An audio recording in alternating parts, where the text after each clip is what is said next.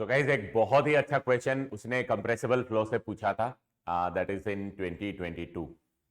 तो क्वेश्चन कहता है consider a steady flow through a horizontal divergent channel.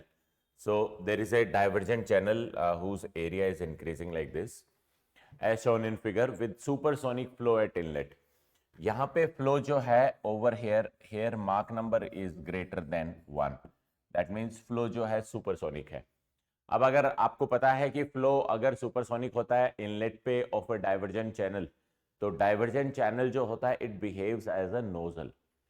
Okay, so this is nothing but this is a divergent nozzle. Okay, but इसमें कुछ remarkable वो पूछ रहा है, कह रहा है कि with supersonic flow at inlet the direction of flow is from left to right. The pressure at location B is observed to be higher than that an upstream location A।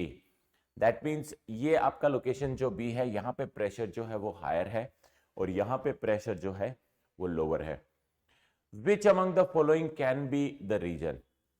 तो अब अगर देखो सबसे पहले तो बिफोर गोइंग इनटू जो जो option दिया है उससे पहले ये देखते हैं कि अगर आपका डाइवर्जेंट चैनल है, if this flow is divergent,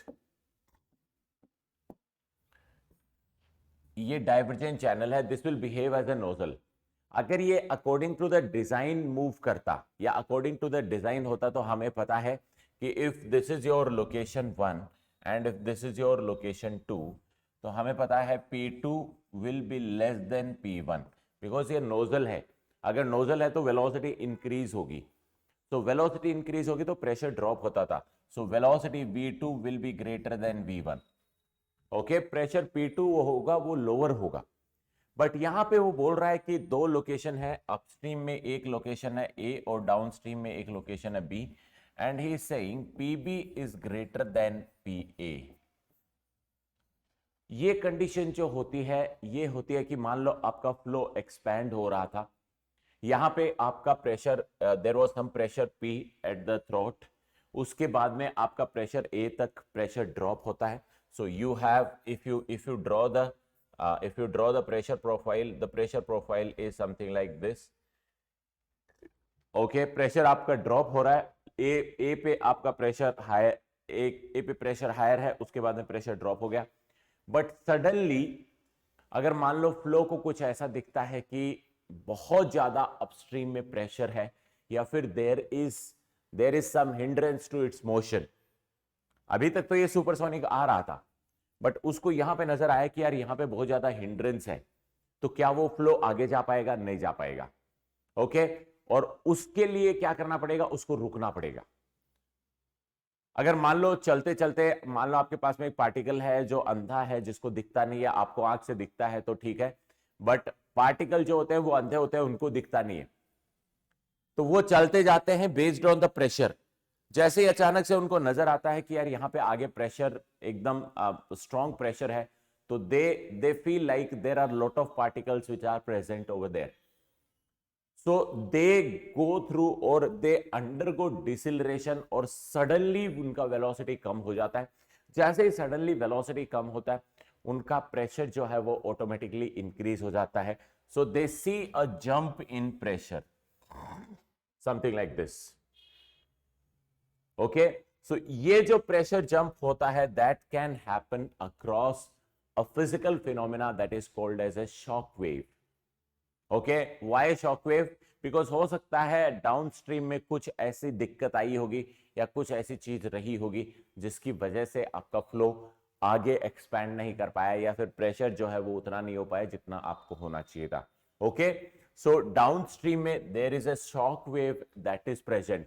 so it says since volume flow rate is constant, velocity at B is lower than velocity at A। Velocity at B is lower ऐसा नहीं है, वॉल्यूम फ्लो रेट से कुछ लेना देना नहीं है। The thing is there is a presence of shock wave over here. Okay, shock wave क्यों आएगा? शॉक वेव के आने के बड़े बहुत सारे रीजन हो सकते हैं। तो शॉक वेव देखो, there could be one possible phenomena जो ऐसा हो सकता है।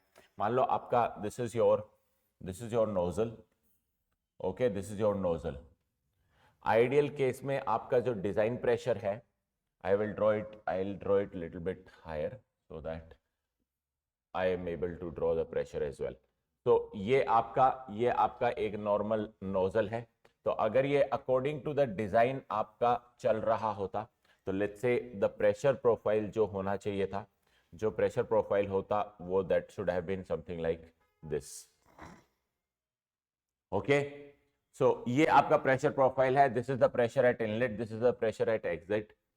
लेट्स से समहाउ आपने क्या किया, इसको ये प्रोफाइल ना देके आपने एग्जिट में जो प्रेशर था वो थ्रोट के प्रेशर से तो कम है, बट आपने प्रेशर दे दिया something like this. So this is your P exit. अगर ये एग्जिट प्रेशर डिजाइन प्रेशर से ज्यादा है तो क्या होगा? अगर ये एग्जिट प्रेशर डिजाइन प्रेशर से ज्यादा है तो क्या होगा? अब आपके फ्लो जब सुपरसोनिक होता है तो उसको ये नहीं पता होता कि डाउनस्ट्रीम में क्या हो रहा है। Flow is only governed by the upstream condition. तो जो यहां पे फ्लो है उसको ये नहीं पता कि आगे जाके प्रेशर ज्यादा होने वाला है। डाउनस्ट्रीम में पता नहीं है। डाउनस्ट्रीम में तभी उसको पता चलता है जब वो वहां पे पहुंच जाता है। ठीक है, तो यहां पे सडनली अगर आप देखोगे तो प्रेशर फ्लूइड को अगर ऐसे आ रहा था तो सडनली प्रेशर जंप करना पड़ेगा, समथिंग लाइक दिस।